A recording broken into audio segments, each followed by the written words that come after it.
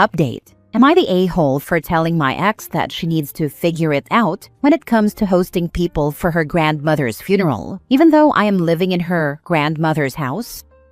Original post. My ex and I got divorced earlier this year. When we were married, we bought her grandmother's house. This house was built in the 1910s and had been in my ex's family since then. It is quite large. It was de facto the house where my ex's family would stay whenever they came into town for anything. This continued after we purchased the house and was part of my decision to divorce her. When we bought it, we primarily used my premarital savings and inheritance. That was about 5 years ago. When we got divorced, the court determined that the bulk of the house, 90%, belonged to me, in accordance with our post-nuptial agreement. My ex tried a number of scenarios in which she would keep the house, or it would go into a trust for our child, so it would stay in the family. The only options I would agree to were selling the house, her buying me out, or me buying her out. We went with the latter because my ex did not have the money to buy me out. The day after Christmas, my ex's grandmother died. She had been sick for years, and the reason we bought the house was that she could no longer live on her own and desperately needed money for end-of-life care. Anyway, yesterday afternoon, my ex's cousin showed up at the house with his family. He drove into town for the funeral on Thursday. Apparently, he and his sister texted my ex and said they would be staying at the house, an insider family term for my house, and she indicated she was okay with that. I called my ex and asked her why she volunteered my house to host people. She apologized and said she had been running around getting things done for the funeral. However, she asked if I would be willing to host because they really do not have space for people without using the house. I told her no, and that they needed to get hotels or make other arrangements. She said they do not have the money to get everyone hotels and that people are struggling financially.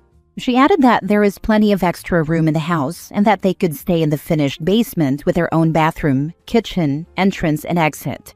I told her no. She got quite upset and hung up on me. I told the cousin and his family that they could not stay. Am I the a-hole? Edit. People seem to be assuming the house was discounted to us when we bought it.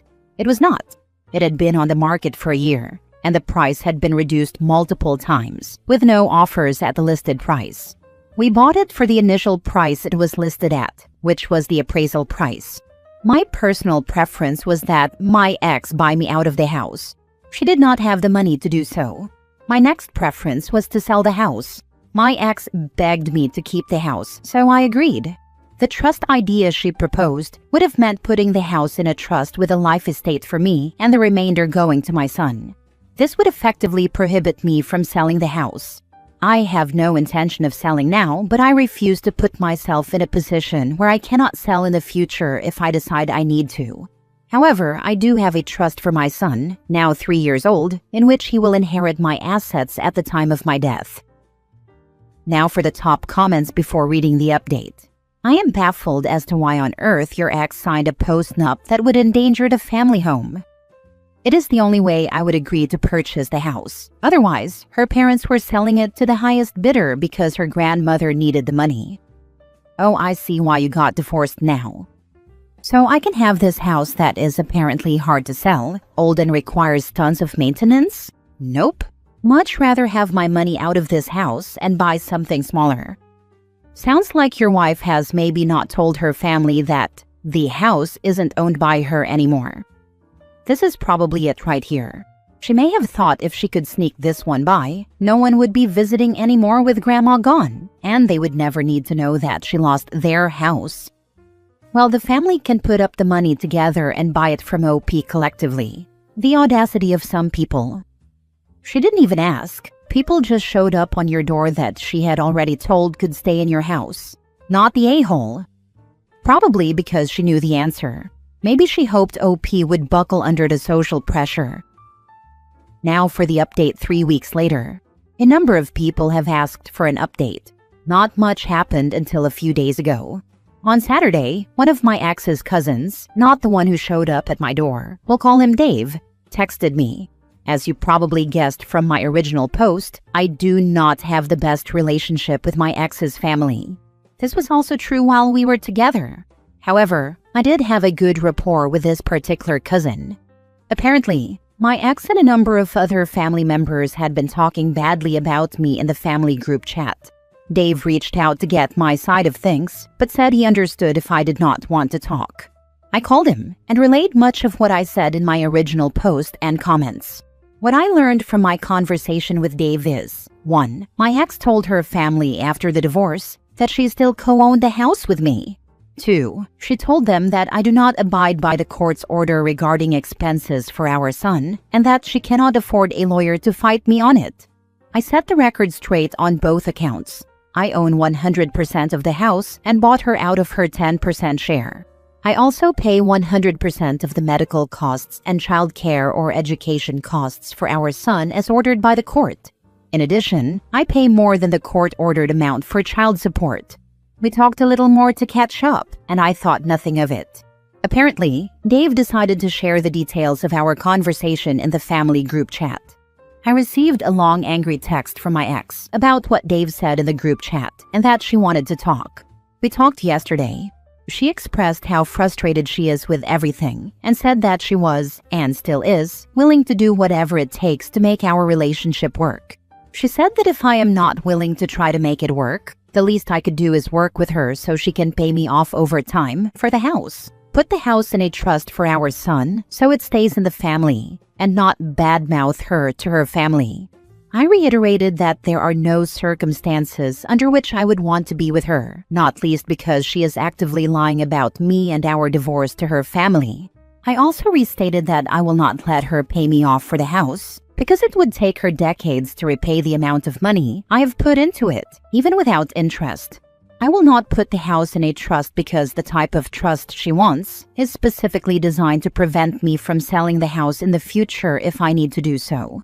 I also stated that I did not ask Dave to share any of our conversation and that everything I said to him was 100% factual. I told her that, moving forward, I will do no more than what I am legally obligated to do for her. I will only pay the legally required amount of child support and not a cent more. I will put the extra money I was paying toward the funds I was already setting aside for our son. If she wants to buy the house, she can do so at fair market value. Otherwise, I will sell the house if and when I feel it is appropriate for myself and our son, regardless of what she or her family want. If and when I sell it, I will get the highest price possible, regardless of whether the buyer is part of my ex's family. And if her family continues to be a problem about the house, it will probably be sooner rather than later. She left angry, but that is where things stand. Was the postnup time or condition-based? Did you both have separate lawyers look it over? How long were you married?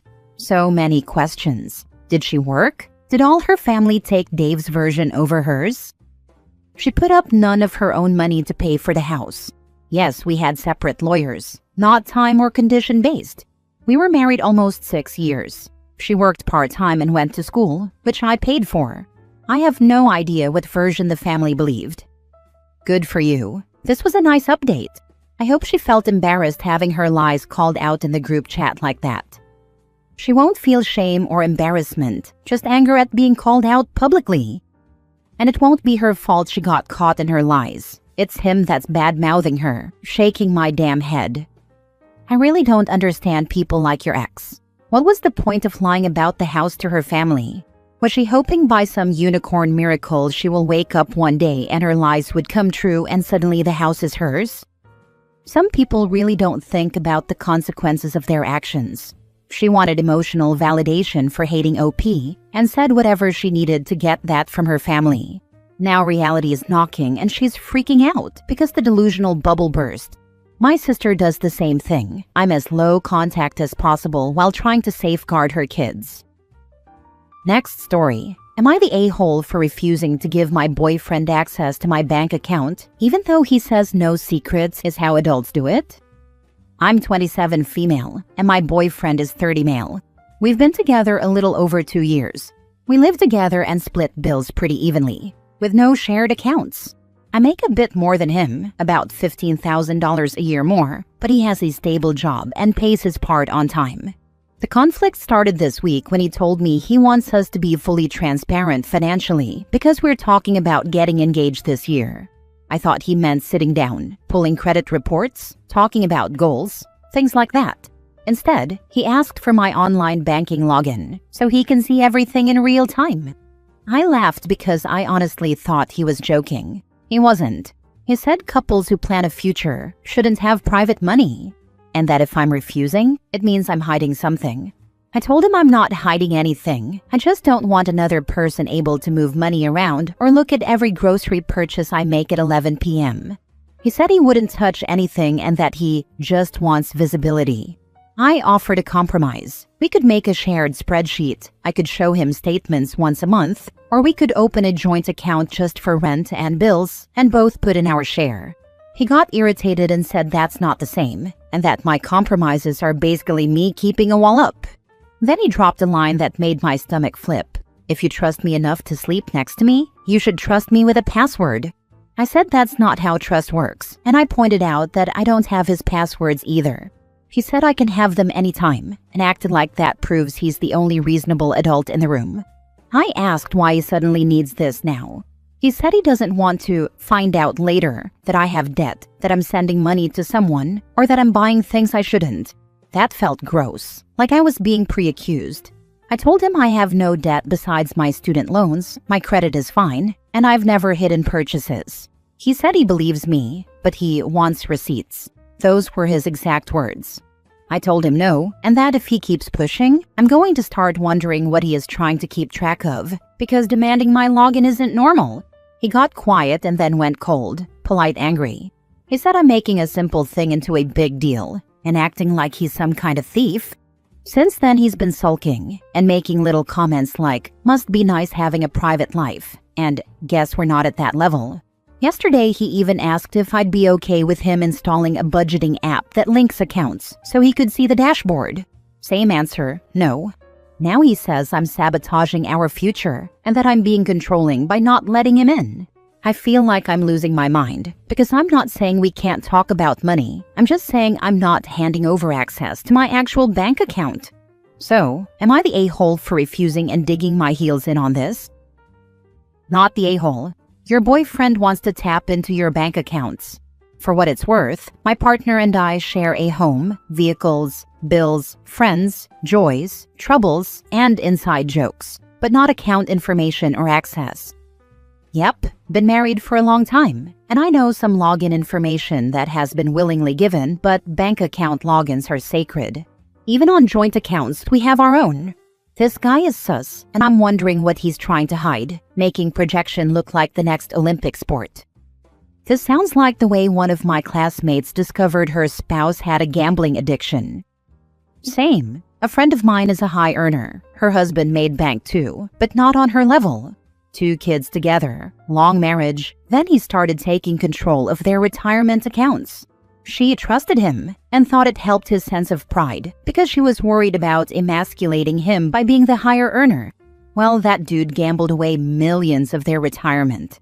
They're getting a divorce, and she felt sorry for him because his broke ass was living in a motel, while she and the kids lived in the home. So she paid him half of what their house would be worth so he could get a condo, even though their divorce settlement didn't decree it because he obviously lost all their assets. Unsurprisingly, he lost that money too. Last story. Am I the a-hole for sticking my freshly single mom with $20,000 of debt? I, 19 male, have been paying off a car loan from my mom, 40 female, since I turned 16. She gifted me a new current year 2022 Nissan Sentra for my birthday. I foolishly never asked how much she signed for because I assumed that her financially knowledgeable boyfriend at the time would know what he was doing at the dealership. He did not. The original MSRP for my car capped at around $20,000, but they walked away with a $40,000 car loan. They put nothing down and had a 10% interest rate because my mom's credit was bad and she had no job. Even accounting for that, the math never made sense to me. The monthly payments were $510. I didn't care at first because the original deal was that my mom's boyfriend and I would split the monthly payment. That lasted all of 3 months, after which I was stuck paying the entire amount and have been ever since. About a year ago, I went to the bank with my mom to try to transfer the loan from her name to mine. But since the interest would be recalculated and add about $10,000 to the loan, we both agreed not to do it. I moved out at 18 and now live with a roommate, but bills have been tighter. My girlfriend's mom suggested that I look for a new car that's more within my budget, and I found a used 2025 Corolla with 10,000 miles for $18,000, a better car for cheaper than what I would still be paying on my current one. I told my mom that I was planning to get a new car, and that if she wanted to sell my current car, that would be her decision. She lost it, saying it's my responsibility, that it was a gift, and that she saved me $10,000 by not transferring the loan. The biggest issue is that she's freshly divorced and looking for a job to support her two younger daughters. I told her she could sell the car for about $14,000 to $15,000, but she refuses and is demanding that I drain my savings to pay for a car I never agreed to pay for, and that was ultimately the result of their terrible financial decision. On one hand, I don't feel like I owe her anything, and I've never truly gotten along with my mom, so it is what it is. On the other hand, I feel guilty for kicking her while she's down. I'm looking for unbiased opinions. Thank you. Go park the Sentra in her driveway, hand her the keys, and walk away. You let her problems become your problems. This is your out. I'm giving you the car back, Mom. Happy birthday. How is the car a gift if you're paying for it? As said, take it back and give her the keys. It will be hard to do, but this is her problem for buying something she couldn't afford and then letting you pay for it. As long as your name is not on the loan or title, it's not your car. It's her car, and her boyfriend's if he's on the loan or title, which makes it her obligation, not the a-hole. Nope, the car is not tied to me at all, aside from my insurance that lapses tomorrow and it being in my driveway. You might want to think about not letting the insurance lapse. If you do and you are uninsured for any amount of time, even when not owning a car, insurance companies count that against you, and your rates will be even higher when you do get insured again. You're saying to reinsure my Sentra and then transfer it to my new car? Yeah, or ask your insurance agent about a cheaper policy for you when you don't own a car to maintain coverage. Sounds good. Thank you, men. God bless you.